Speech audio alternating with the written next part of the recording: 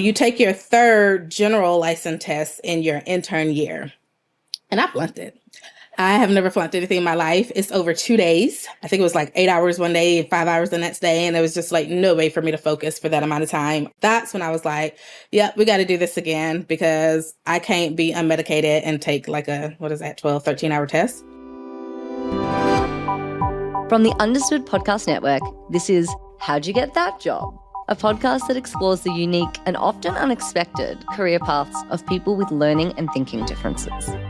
My name is Eleni Matteo, and I'm a user researcher here at Understood.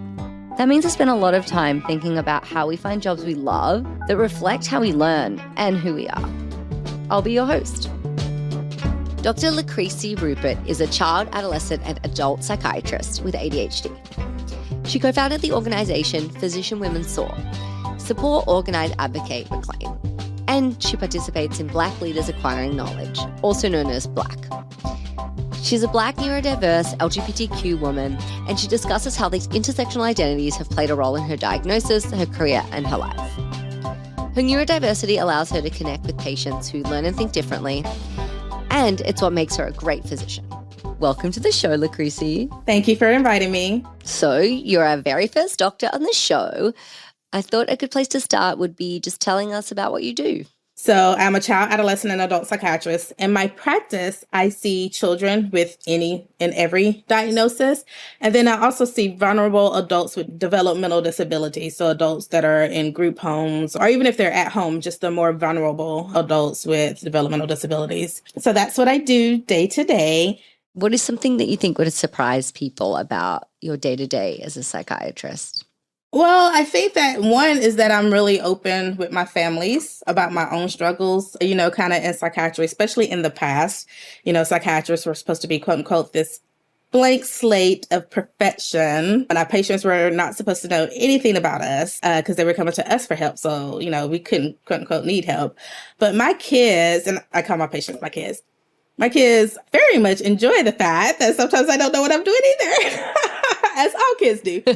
But I have kids that have special needs in addition to I'm neurodiverse myself. My kids are neurodiverse. Most of my patients are neurodiverse, not all of them. So, and I also live in a smaller community. So my patients might actually have some of the same resources and supports as my actual children.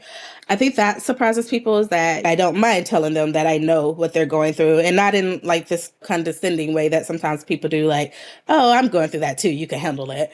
But truly, we're all trying to figure things out and do the best we can with what we have. So I think that's one thing that's surprising for people that don't know me. I'm sure that really helps you connect with your patients and also makes it feel less scary for them that they can see you as a role model who has been through this before, right, and is doing really well. Right. I am neurodiverse. I'm still a psychiatrist. I still made it through medical school. And in fact, I made it through medical school undiagnosed, which I do not recommend at all to be undiagnosed and untreated. Can you talk a little bit about your diagnosis journey? So I was in medical school when I realized I was ADHD. I mean, there's kind of a joke in medical school that you think you have everything you learn about. So I kind of did the whole, like, do I really have ADHD? Am I just doing the medical student thing? I was pretty sure that I did have ADHD, but I did go see a psychologist in medical school to try to get diagnosed. And he told me I did not have ADHD, but did not really share anything else. So I asked for my medical records, and looking through my medical records, he basically put that I was not smart enough to be in medical school, and that's why I was struggling, and that I was narcissistic because I thought that I could do great things. And the example he put of the great things that I could do was like be in medical school, which I was literally in medical school at the time. So after that experience, I didn't go back until actually as an intern. So you take your third general license test in your intern year. And I flunked it. I have never flunked anything in my life. It's over 2 days. I think it was like 8 hours one day and 5 hours the next day. And there was just like no way for me to focus for that amount of time. I flunked the test, and that's when I was like, yep, we got to do this again because I can't be unmedicated and take like a, 12, 13-hour test. So I actually then went through the process again of getting diagnosed. I had my residency director fill out some of the questions. I was appropriately diagnosed, sent for treatment, and passed my boards the second time with no problems when I took it again. So it definitely was just a focus and concentration thing. Well, I'm sorry you had to go through that experience with that initial doctor. That sounds super invalidating Right. and really angering. I mean, you guys cannot see me but I'm Black. So I definitely think that was a racist experience, because why would you say somebody who has made it into medical school can't be in medical school? Like, I was already there. So it's definitely something that women of, any ethnicity and then people of color really go through. And it makes it hard to kind of reach out for help.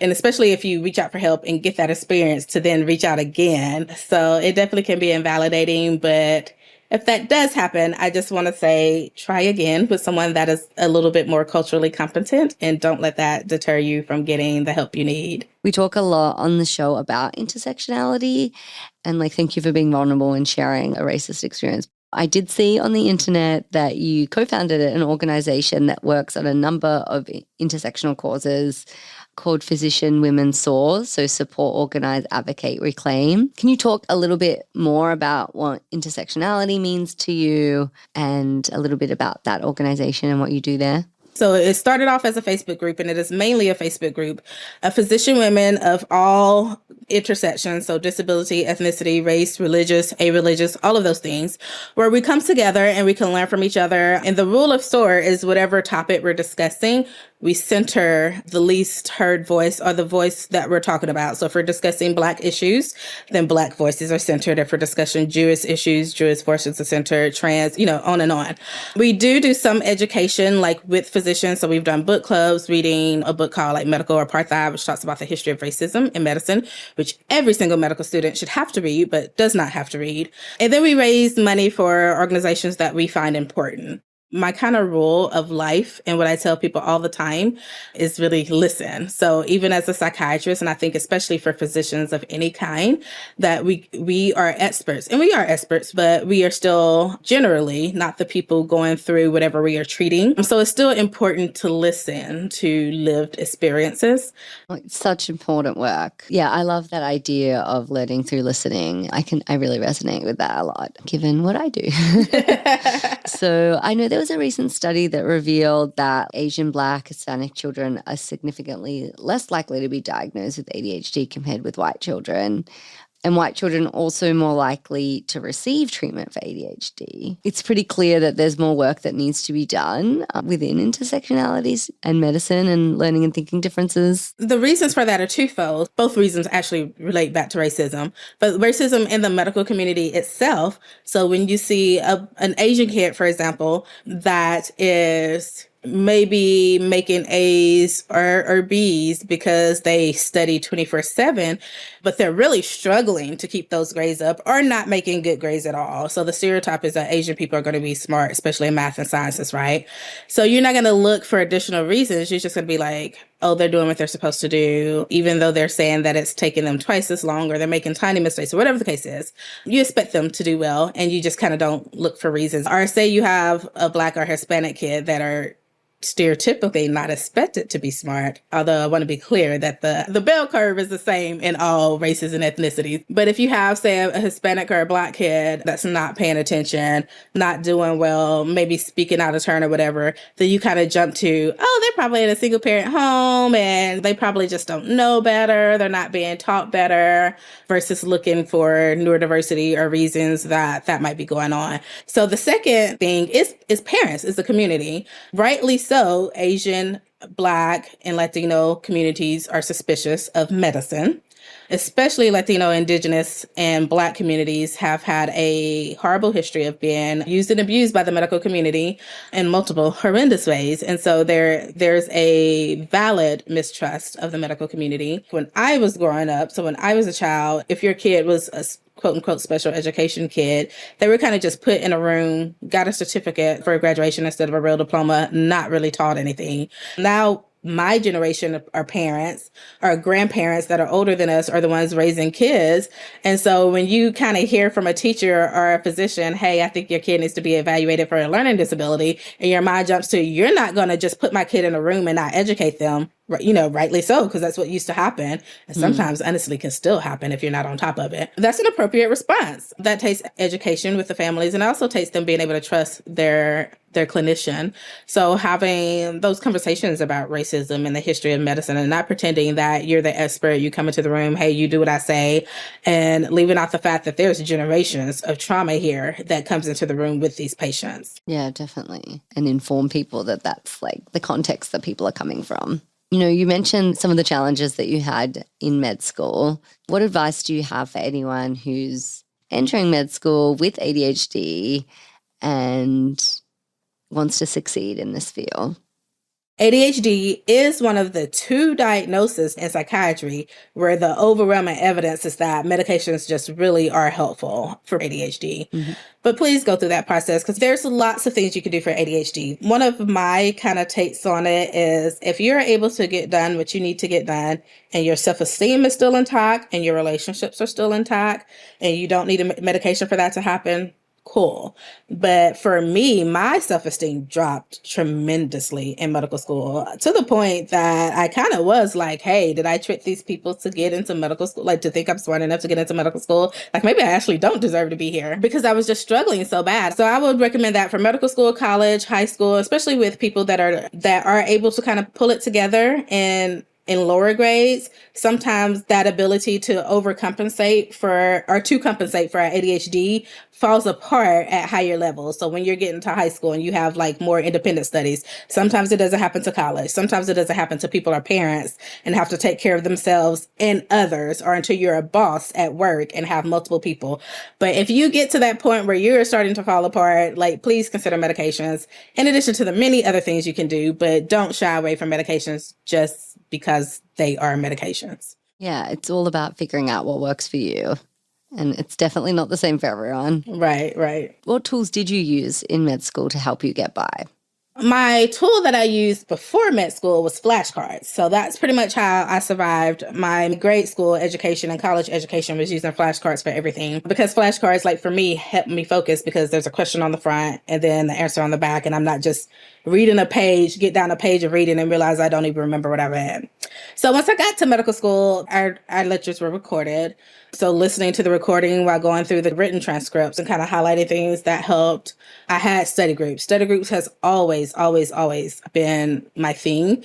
And I didn't realize that that's a very good tool for ADHD people in general until actually a couple years ago. Like, as an adult, I realized I had trouble getting things accomplished that I want. And so I started just having friends that I would like jump on Zoom with, and we would, do our own tasks, where it's called body doubling. And it is pretty common for people with ADHD. Mm-hmm. The other thing that I will say, I did go to the campus psychologist to help with test anxiety. At that time, again, I did not know I had ADHD. But if you are struggling, campus is a resource. So there's psychologists who may be able to provide testing, not all of them. But even if they can't, they can help with like helping you figure out how to study. So remembering that there's resources on campus too is helpful. Oh my God, you covered so many great, useful things. Yeah, body doubling is something that we talk about a lot here, and understood having like an accountability buddy. So I hear that you're working on a podcast. Can you tell us about it? Yeah, so I have a podcast named Friday Night Soundbites, and it's named that initially just because I was doing Twitter Live on Friday nights. It's basically a podcast that talks about anything that's intersectional related. So it's very ADHD friendly because the topics are all over the place, but they have to relate back to either being an ethnic minority, disabled, LGBTQ, adoption. So we've done things that we've talked about ADHD. We've talked about being LGBTQ and Christian. We've talked about trauma in Indigenous and Black communities. We've talked about how to navigate disability, like if you're going through the disability process, like trying to get disability, how to navigate that. So again, the topics are really pretty vast. So you can follow my website to follow when it would be released, and we'll have an episode on Friday nights. Perfect. So thank you so much for taking the time to be on the show. This was a really fun conversation, really insightful. Appreciate you being here. Thank you guys for having me. I really enjoyed the podcast. I love the work you guys do at Understood. So hopefully we can keep in touch. You've been listening to How'd You Get That Job from the Understood Podcast Network. This show is for you, so we want to make sure you're getting what you need. Email us at thatjob@understood.org with your thoughts about the show. Or maybe you'd like to tell us how you got that job. We'd love to hear from you. If you want to learn more about the topics we covered today, check out the show notes for this episode. We include more resources as well as links to anything we mentioned in the episode. Also, one of our goals at Understood is to help change the workplace so everyone can thrive. Check out what we're up to at u.org/workplace. That's the letter u.org/workplace. Understood.org is a resource dedicated to help people who learn and think differently discover their potential and thrive. Learn more at understood.org/mission. How'd You Get That Job is produced by Margie DeSantis and edited by Mary Mathis. Brianna Berry is our production director. Our theme music was written by Justin D. Wright, who also mixes the show. For the Understood Podcast Network, Laura Key is our editorial director, Scott Cashier is our creative director, and Seth Melknick is our executive producer. And I'm your host, Eleni Matheu. Thank you for listening.